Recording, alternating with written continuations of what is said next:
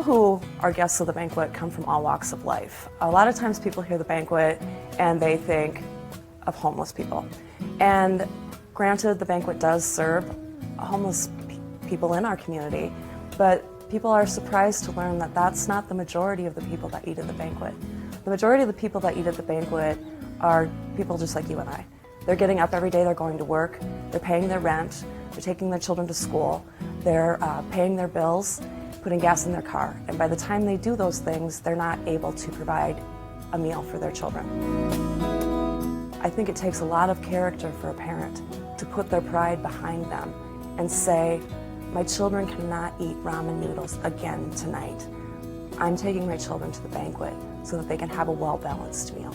Today, with all the things I have to worry about, how am I going to pay my bills? How am I going to get my kids to school? How am I going to do everything that I need to do today? To be able to take that one burden away, that they do not have to worry about how am I going to feed my children tonight. I think that is where so many people are so grateful to be eating at the banquet. Not only are people coming and getting their bodies fed, but guests are coming and getting their souls fed as well. Last year, the banquet served over 196,000 meals to people in need in our community. 26,000 of those meals were served to children 12 or younger. All of those meals were prepared by and paid for by volunteer groups. The volunteers everything to the banquet. Without the banquet volunteers, there would be no banquet. People come at first, the first time they come, they're extremely apprehensive. They're not quite sure what we're all about or how we play out, but it really doesn't take people long to realize that this is a phenomenal ministry. People's needs are getting met here every single day.